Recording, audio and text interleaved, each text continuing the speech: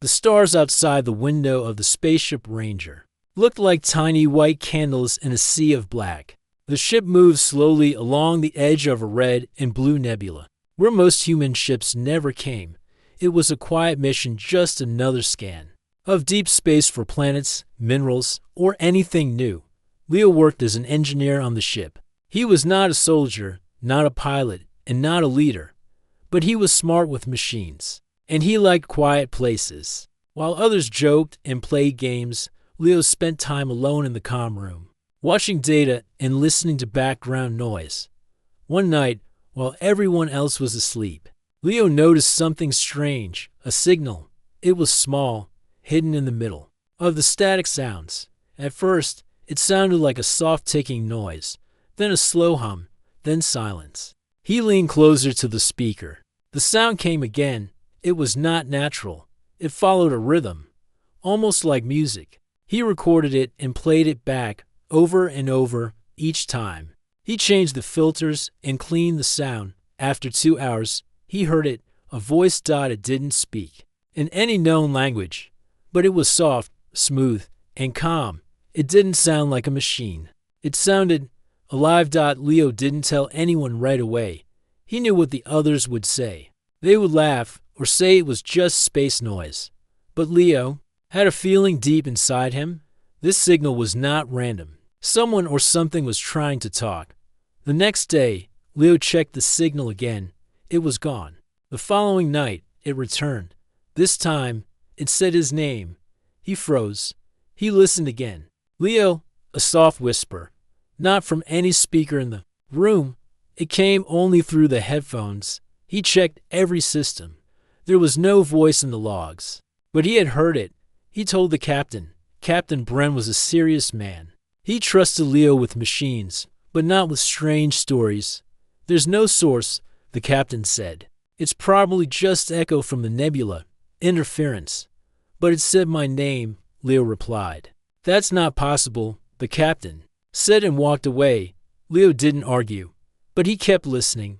Later, he made a copy of the signal and placed it into a simple reply system.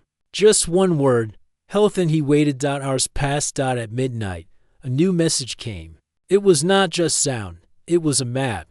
The star chart showed a point deep inside the nebula, far from known planets. The message came with one word in English, Kamaleo. Showed it to another crew member named Mira. She worked with navigation. She looked at the map and said, "That's not a safe zone. No known path. Thick gas clouds. Could damage the ship." But Leo felt pulled toward it. "Just mark the place," he said. 3 days later, the ship's official scanning path was done. Captain Bren gave the crew a break for 2 days. Leo saw this as a chance. He went back to the captain and showed him the full signal. Now, the signal had changed. It repeated one message again and again. "We are waiting." Captain Bren looked at the map again. It was risky, but exploration was part of their mission. He agreed to go halfway toward the signals. Source just to check. The ship changed course the closer they got. The weaker their instruments became. Long-range scanners stopped working. Lights flickered. The air inside the ship felt heavy. Then the fog appeared. A thick white fog filled the windows as they entered a strange zone near a small planet. The planet had no name, no record. It was not on any human map, but there it was, turning slowly in the soft glow of the nebula. It looked cold and silent. The fog moved around the ship like waves. The crew argued about landing. Captain Bren wanted to avoid it, but something strange happened again. The signal turned strong. This time, everyone heard it, not just Leo. A soft melody filled the comm system. The same voice now echoed inside the bridge, gentle, warm, and calling. The captain had no choice. The signal was strong and clear now, and it came from that planet. They sent a drone first. The fog blocked its view. Then they sent a small lander with sensors. It reached the ground but stopped moving. Finally, the captain agreed to send a landing team. Leo asked to go. He was not part of landing crews usually, but the signal had chosen him. The captain looked at him and finally said yes. The shuttle dropped through the fog. The sky below was silver and blue. The ground looked flat, but strange like smooth stone shaped by hands. Leo stepped out onto the surface. The air was cold but breathable. The silence was deep. Even the sound of boots on the ground felt soft. In front of them stood tall stone towers. No lights, no motion. Just silence. As the crew scanned the area, Leo wandered toward the largest tower. His body moved on its own. He didn't know why. A door opened without a sound. Inside, soft blue lights glowed along the walls. Leo walked up a spiral path, slowly rising inside the tower. He heard the voice again. Not from the comm. Not from his ears. It was inside his thoughts. You came. He reached the top of the tower. A round room. Light filled it. In the center stood a figure. She was tall, almost glowing, skin like silver. Water, hair that floated as if in deep ocean. Eyes bright like twin moons. She did not speak with her mouth, but he heard her clearly. You heard me, she said gently. Leo couldn't move. He didn't feel fear, only calm. She stepped closer. Her voice was soft in his mind. I waited so long. He tried to speak, but no words came out. She raised her hand. You are not like the others. You listened. He looked into her eyes. There was no threat, only sadness, and something more. The queen lowered her voice. Don't leave, she said. Her final whisper echoed in his heart. Stay with me, please. The air inside the tower felt different, not just cold or warm, but full of something old, something deep. Leo stood still, facing the silver-skinned queen. Her eyes held the color of a calm sea before sunrise. They looked both sad and strong. The queen took a step forward. Her long hair floated slowly, as if the air around her moved in another way. You came from far, she said softly. Her voice not from her mouth but inside Leo's thoughts. Leo finally found the strength to speak. Who are you? The queen's face showed no fear, no anger, only a quiet peace. I'm Alinara, she replied. Last daughter of the Velhari, last voice of a world lost in time. Leo didn't know that name. Velhari. It was not in any book or record. Not in human memory. What is this place? He asked. This was Velhara, she answered, turning to look out a tall window. Long ago, it was full of light and life. My people built cities that touched the sky. We walked among stars. But in time, everything changed. Leo walked closer. The floor beneath him was smooth stone with glowing lines across it. They pulsed gently under his feet. What happened? He asked. Alinara didn't turn. She placed her hand on the wall. A soft hum echoed in the room. A panel opened, showing a slow-moving picture of a planet with towers, gardens, flying ships, and laughing people. Then shadows came, fires. The pictures changed to dark skies, broken towers, and empty streets. We trusted the stars, she said. We opened doors to others. Some gave us knowledge, others brought war. My people tried to fight, but the damage was deep. In the end, we sealed the world in fog, and I was placed in this tower to guard what was left. Leo listened carefully. Every word felt heavy with memory. Are you alone now? He asked. I am the last, Alinara whispered. My people sleep in crystal vaults below. Some are lost forever. Some may yet return. If the core of the world wakes again. Leo felt something cold in his chest, a deep sadness, not his own. The queen had waited here for who knew how long. Years, centuries, alone. But why me? He asked. Why call me? Alinara turned and looked straight into his eyes. Because you listened. Those 3 words hit Leo. Harder than anything. In space, full of machines and orders and noise. He had listened to a quiet voice hidden in the dark, and it had led him here, outside the tower. The other crew members searched through the fog. Some stayed near the shuttle. Others checked them. Nearby buildings, but nothing moved. No life showed up on their scanners. Captain Bren called through the comm. Leo, do you copy? What's in the tower?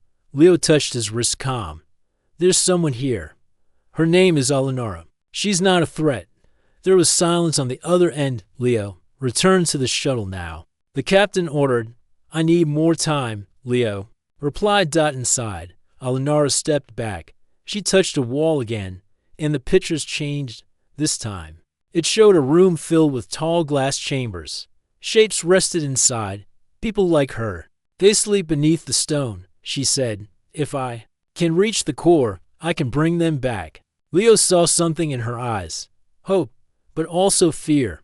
What's stopping you? He asked. The path is guarded, she said slowly. Old machines, built to protect the core. They will not let me pass. They see all as danger now. Leo nodded. He understood machines. Sometimes, when people left them too long, they forgot their true purpose. They followed orders without thought. But they might not stop me, he said. Alinara looked at him again.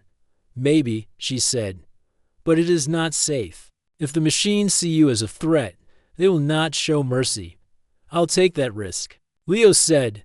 She stepped forward again, this time reaching out her hand. He took it gently. Her skin was smooth, colder than his, but it felt alive. I don't want to be alone again, she whispered. Leo didn't speak. He just held her hand. At that moment, the tower shook. A low sound echoed from deep underground.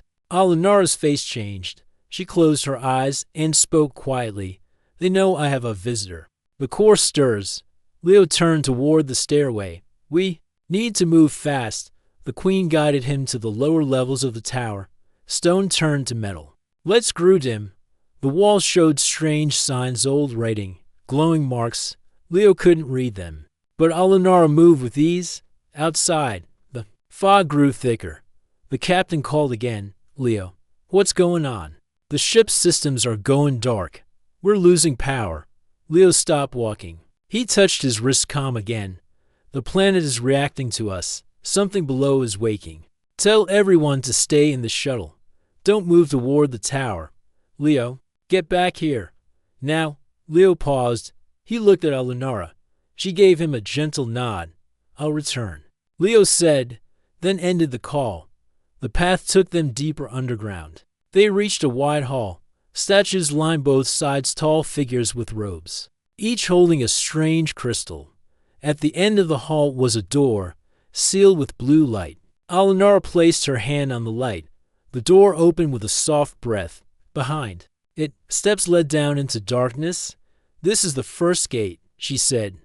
Beyond it are the core halls. You must go alone. I cannot enter. Why not? Leo asked. My presence triggers the guardians. They still follow orders. But you, they may listen to you. Leo looked down the steps. I'll go, he said. He turned back one last time. Alinara stood in the doorway, her silver form glowing. In the dim light, Leo, she said. He stopped. Thank you, she whispered. Leo gave a small smile. Then he stepped into the darkness, not knowing what waited below but knowing why he was there. The call of a forgotten world had been heard, and now a single human might hold the key to waking it again. Leo walked down the long stairway that led below the tower. Each step took him deeper into the heart of a forgotten world. The air was cooler now, almost still. The light faded slowly behind him. The only sound was the echo of his own footsteps. He remembered Alinara's words. She could not enter this place. The guardians were made to protect the core. They would see her as a danger. But Leo, a human, might be seen as something new, a chance, or a mistake. At the bottom of the stairs, a large round door stood closed. Strange symbols moved across its surface, glowing softly like stars. Leo stepped closer. As he raised his hand, the door slowly opened with a deep hum. A long hallway appeared beyond. Its walls were lined with metal and crystal. Lights lit up as he walked forward. The floor under his boots felt warm, like the planet itself was waking up with each step. Suddenly, a shape moved ahead. A tall figure, silver and sharp, stepped out from the wall. It had no face. Its arms ended in glowing blue tools. Its chest held a dim light. It was one of the guardians. Leo stopped. The guardian raised one arm. A soft blue light passed over Leo's body. It scanned him from head to toe. Leo stood still. He didn't speak. He didn't move. The guardian stepped aside. It let him pass. Leo kept walking, his heart beating fast. Behind him, the guardian faded back into the wall ahead. More guardians watched from shadows, but none stopped him. Finally, he entered a wide chamber. In the center was a tall crystal column. It reached from the floor to the ceiling. Inside the crystal, light moved slowly, like water in a glass tube. It pulsed in rhythm. 1B Pausion. Beat. Leo stepped closer. The column stood on a round platform with a small console beside it. The console had strange marks, but one button glowed white. He looked around. The room was quiet. No sound, no movement. Leo pressed the button. At once, the crystal lit up. The light inside it spun faster. The ground shook gently from deep within the walls. A soft voice spoke. Input identity. Leo spoke clearly. I am Leo, human, from the ship Ranger. Silence. Then the voice came again. Human new. Not Vilhari. Not programmed. Not enemy. Not known. Can you hear me? Leo asked. Double quotes. Yes, I come to help. He said, Alinara sent me. She wants to wake the world. There was a pause. Alinara, Queen of Kor, voice of Velhara.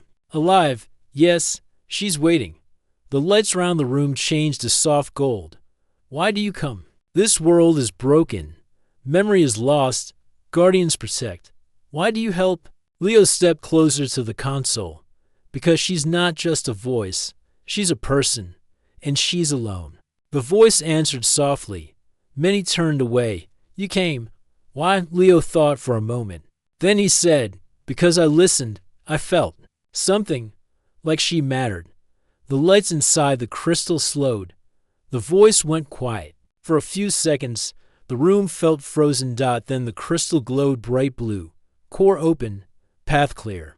Trust accepted. A low sound filled the chamber. Doors behind the column opened, revealing a second hallway, the path to the sleeping ones. Leo took a deep breath and walked forward. The hallway led into a large dome filled with glowing glass pods. Each pod held a figure tall like a Lunara, their bodies still, their faces calm. They slept in perfect silence, hundreds of them. A panel beside the door lit up. Leo placed his hand on it. Start revival. The voice asked. Leo paused.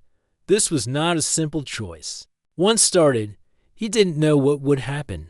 Would they be the same as Alinara? Would they understand, or would they fear? He closed his eyes for a second. Yes, he said. The dome filled with soft light. The pods began to hum. One by one, the crystals turned from blue to green. The people inside remained still. But the systems had started. The revival had begun. Leo turned back. He needed to tell Alinara. He made his way back through the halls. The guardians stood still, watching, but they did not stop him. As he climbed the stairs, he felt a warmth in his chest, a strange sense of peace. He had done something no one else had. He had listened to a quiet voice and followed it to the end. When he reached the top, Alinara was waiting. She stood near the tall window, her hands held close to her chest. When she saw Leo, her eyes lit up. You returned, she said. Leo nodded. I reached the core. I spoke to the system. It knows I came to help. Alinara stepped closer. In the sleepers, they are waking, Leo said. Her hands touched her face. For a moment, she didn't speak. Then her voice shook softly. I waited so long. I thought I would forget their faces. But now, they returned. Leo looked at her. They'll need you. You're still their queen. I'm not sure I remember how to lead, she said. You don't have to be perfect, Leo replied. You just have to be there. She smiled for the first time, the soft, small smile, like a flower blooming in winter. Outside, the fog round the tower began to lift. Sunlight touched the ground for the first time in centuries. Back at the human shuttle, the crew watched as their systems started working again. Lights returned. The ship responded. The captain looked toward the tower. Something had changed inside the tower. Alinara placed her hand on Leo's shoulder. I was made to guard a dead world, she said. But now I may guide a living one. Leo looked at her. You're not alone anymore. She nodded. No, she said. I'm not. The fog that once covered the lost world of Velhara began to lift. For the first time in hundreds of years, sunlight broke through the thick clouds. It touched the towers, the stones, and the empty halls where silence had ruled for so long. In the tower, Leo stood beside Alinara. The silver-skinned queen looked out the window. Her eyes followed the golden light as it moved across the ground. "They will wake soon," she said. "The revival process has started. Some may return, some may not, but the world is breathing again." Leo nodded. "They'll need time, like you did." She looked at him, calm and thoughtful.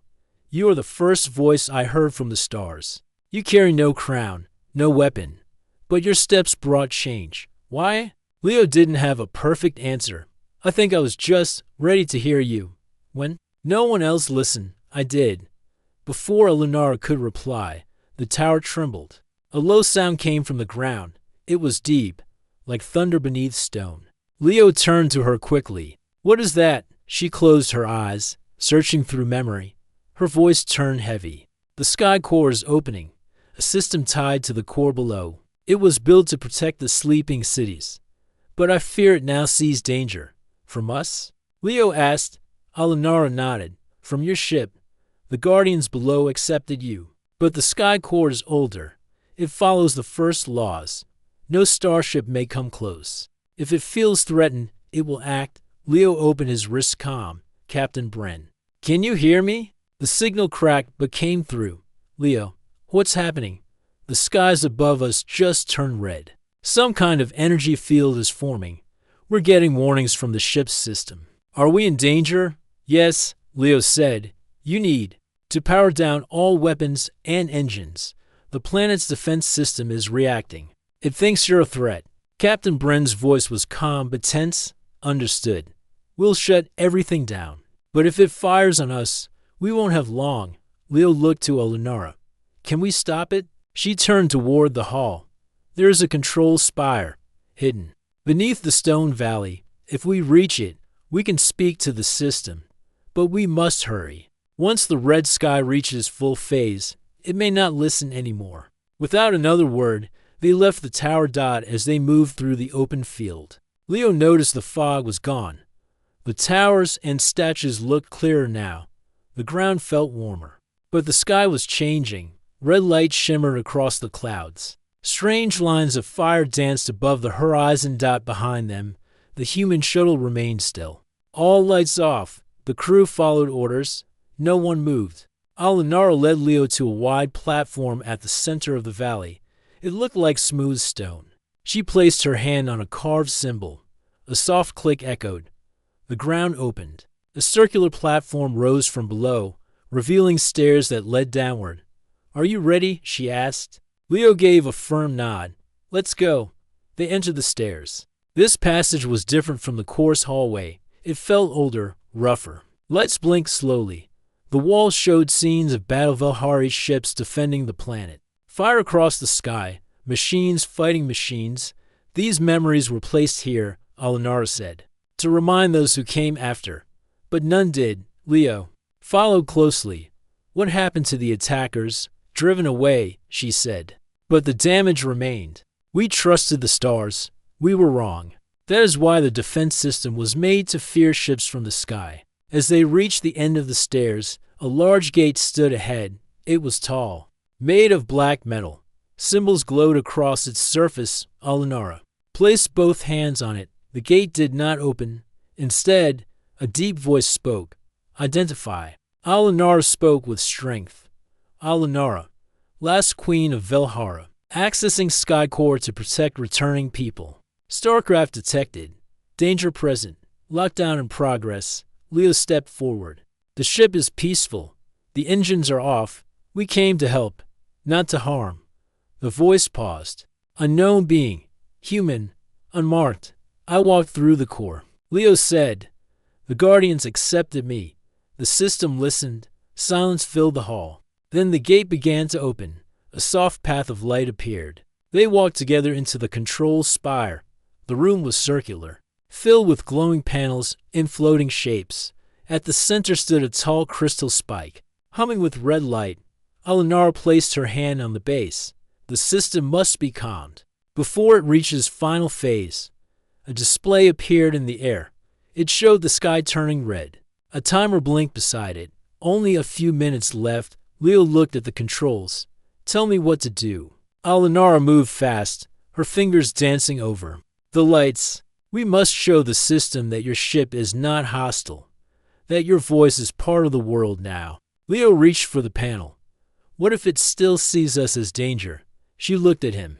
Then it will fire, and nothing can stop it. The red light in the crystal began to rise. The timer reached its final numbers. Alinara turned to Leo. You must place your hand here, she said, pointing to a glowing ring. Speak clearly. Show trust. Leo placed his hand. The crystal reacted, turning orange. A voice filled the air again. Human, why have you come?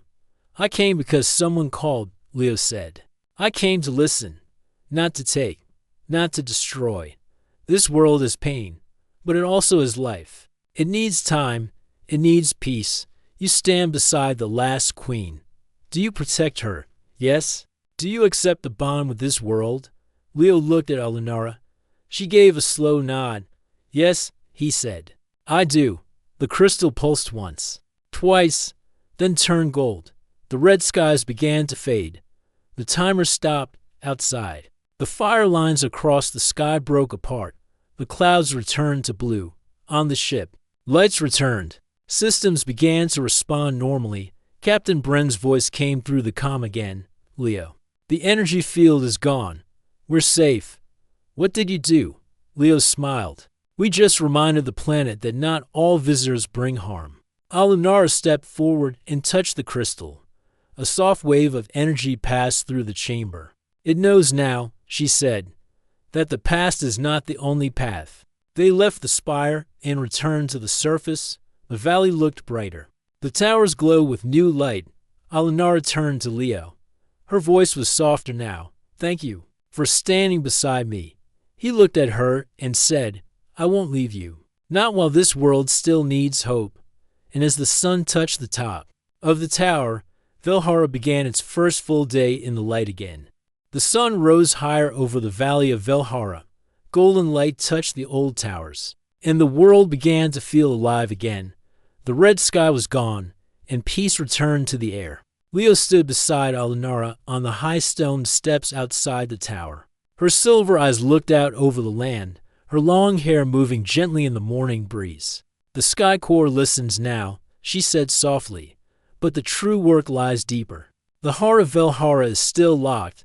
The main core is sleeping. Leo looked at her with calm eyes. You mean the source that holds your people's memories? She nodded slowly. Yes, the crystal halls. The great knowledge, the songs of our time. All are still sealed in the deep vault. That place is guarded. No one has reached it since the fall. Then that's where we need to go, Leo said. Alinara placed her hand on the stone wall beside her. Lines of light spread outward like roots. The stone shifted, revealing a round platform hidden under the steps. This path will take us below the city, she said. But the journey will not be easy. The old trials still live. They were placed there long ago to test truth, heart, and will. Even I never passed them. Leo looked at the glowing platform. He didn't speak right away. Then he said, if it's the only way to help you and your people, I'll go. Alinara stepped forward and touched his shoulder. I will guide you as far as I can. But inside the trial chambers, you must walk alone. They stepped onto the platform.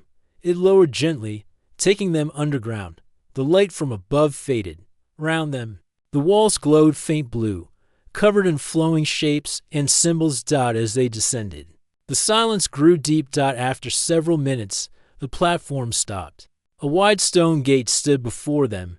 Above it, words were written in the Velhari language. Alinara read them aloud. Only the clear of heart may step through. The past remembers. The future watches. She placed her hand on the gate. It opened slowly, revealing a long hall of mirrors. This is the first chamber, she said. The hall of reflection. Leo stepped in. The door closed behind him. Alinara remained outside. The hall was long and quiet. Both walls were covered in tall, clear mirrors. As Leo walked, he saw himself reflected. But it wasn't always the same version of him. One mirror showed him as a child. Another showed him older, with tired eyes. One reflection showed him walking away from the tower, leaving Alinara behind. He stopped and looked into that mirror. Why show this? He whispered. Then the reflection spoke. Because this is your choice, to stay or to leave. To believe or to doubt. Leo stepped back. The mirror returned to silence. He looked around, then stepped forward, saying clearly, I came to help, not for glory, not for power, just because someone needed a voice. The path ahead lit up. The mirrors grew dim. A door opened at the end of the hall. Leo walked through. The next chamber was cold.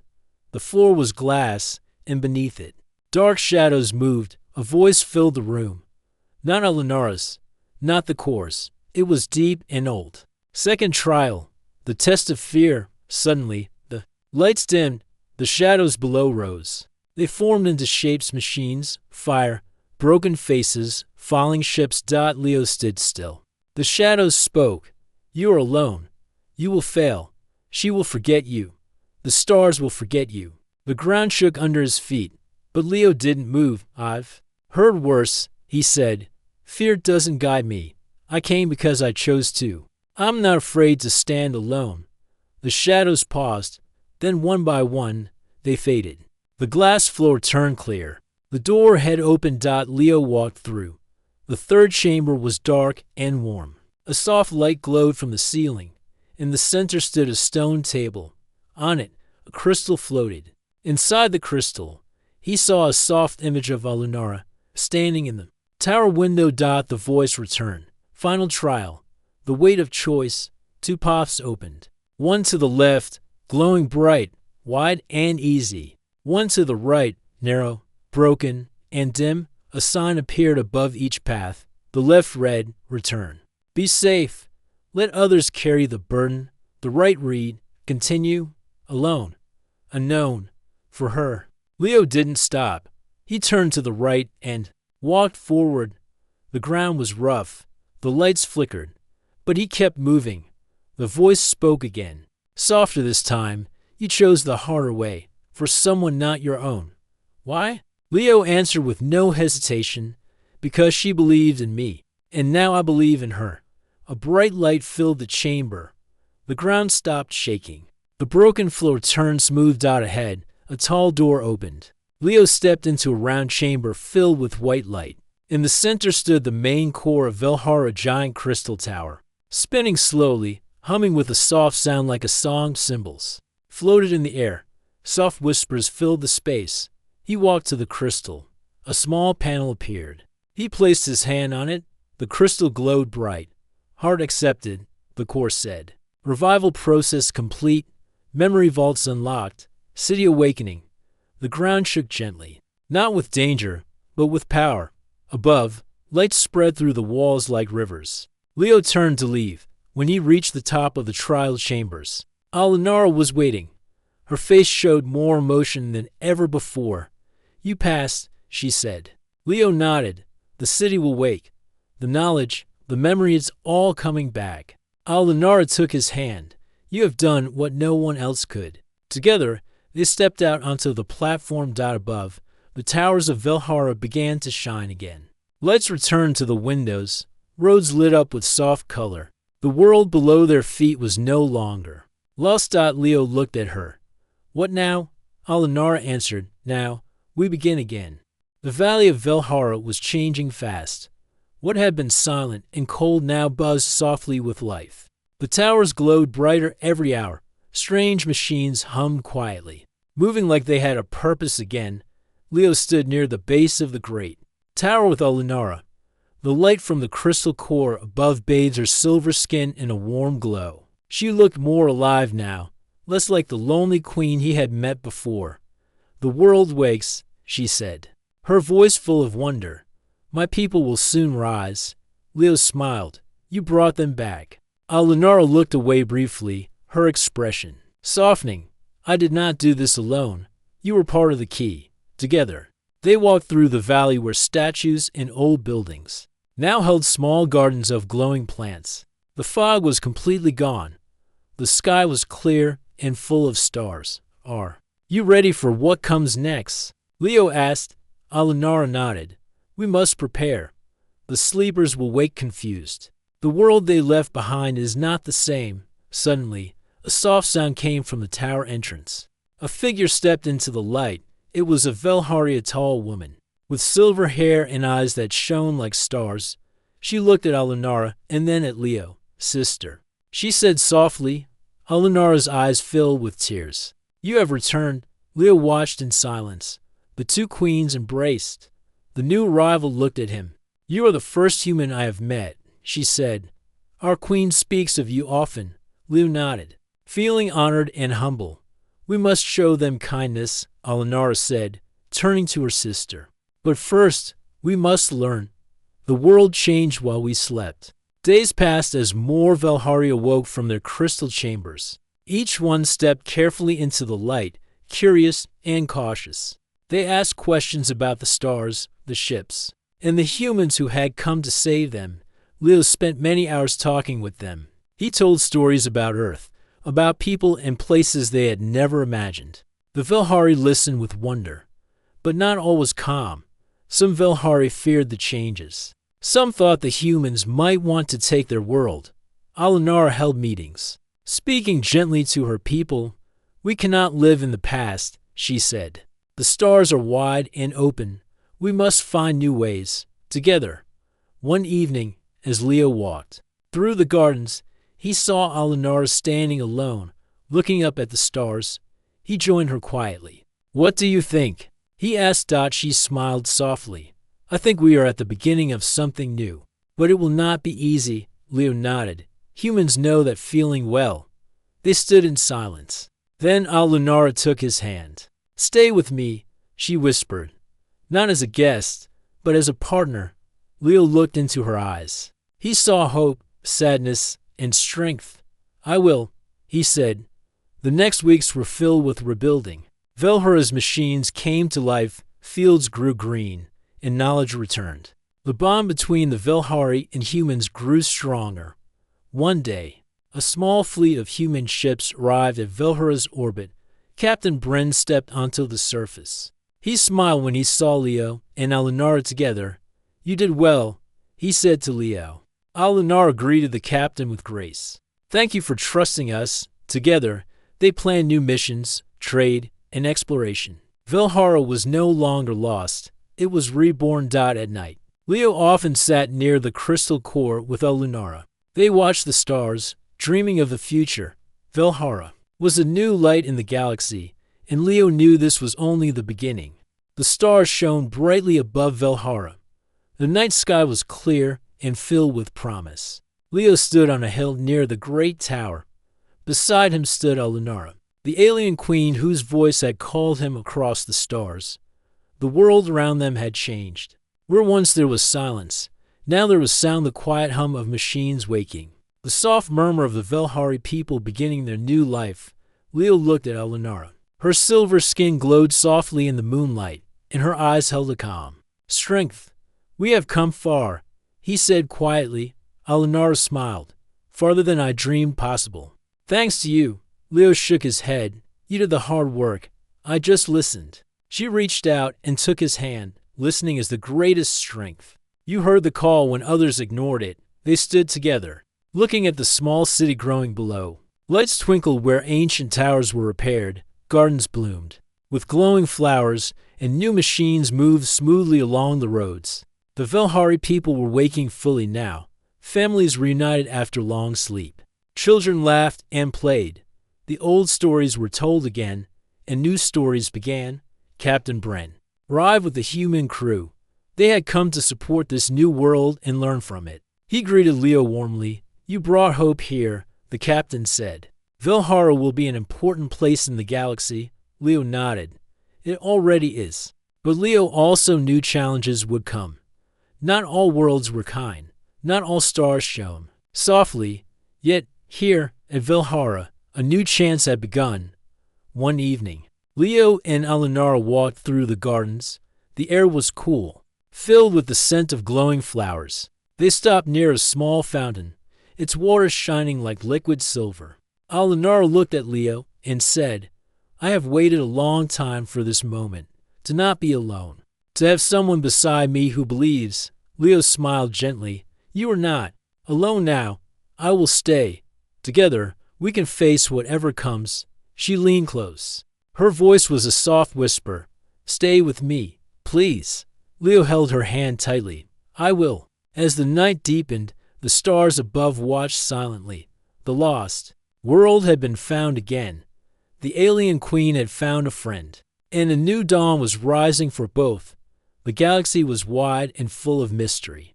But for the first time in many years, Velhara shone brightly, a beacon of hope, trust, and friendship between worlds. And Leo knew this was only the beginning of a story far greater than one person or one world.